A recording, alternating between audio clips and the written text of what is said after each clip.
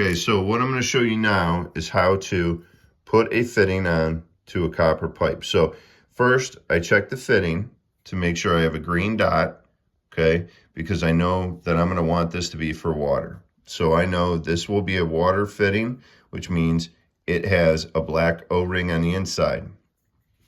Okay, this side right here is not a Pro Press side. So what this side would be, it would go into a slip coupling over here, where I could put a larger coupling like this and either slide it over to press on, okay, to be able to connect another pipe. It would not be something that I would put a torch to and braze, okay, or solder. And the main reason being, if you add heat, and this is an important note, if you add heat to any pipe that has a Pro Press fitting in it with a rubber O-ring, okay, and you don't put a wet rag over that fitting or try to cover it, and you're putting heat over here, okay, like with a torch, like you're trying to solder a connection on here, what's going to happen is you are going to melt that O-ring. So you always have to be careful that if you're looking at a set of pipes and there are some Pro Press O-rings in there and you're going to sweat some pipe over here or solder it or braze it, that you make sure you're not generating too much heat that will come over to this. You can usually stop that by putting a well-soaked rag over the area, and it will kind of hold the heat back. Okay, but getting back to how we use a press on this fitting and how we put it together, we always take our sanding cloth, and I prefer a sanding cloth that has that kind of honeycomb look to it rather than a flat one, as it allows the debris to kind of push through, and that way you're not getting something that's just filled up with everything that you're cleaning off the pipe. You get a longer life out of it. Your hands get dirtier, but you still get a longer life. So I always take it and I'll wrap it around, okay? And then just kind of twist the pipe in my hand if it's loose. If it's fixed somewhere, I'll wrap it around the pipe and roll it back and forth if the pipe is rigid, okay? But I make sure that I'm clean on this. I do not need to do anything to the fitting other than to inspect the inside and make sure that my O-ring is good, okay? Now, some people will say, as I put my finger in there to touch the O-ring, that you could be getting oils from your finger on it and everything like that, and that can compromise it.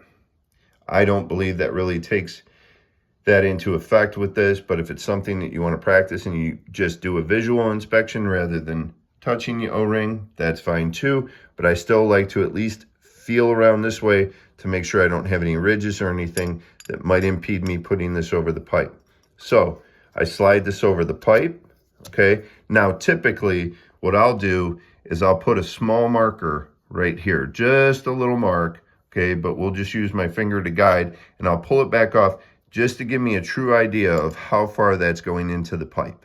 So that lets me know that I'm going in that far and I am pushing well past my O-ring, okay, which is a good thing. That means that the pipe's going past so I can get a good seal. I wouldn't want the pipe just to go to here or just there, because I still could get a potential leak, okay?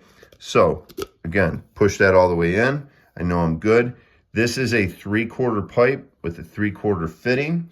So what I do is I take the 3/4 jaws, I go over here to my slip lock on this, put them in, lock it through, okay?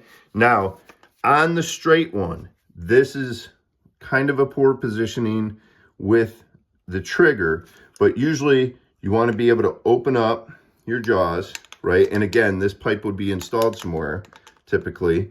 You lock it in, right in the groove that you have inside those jaws there, you're locking in this, okay?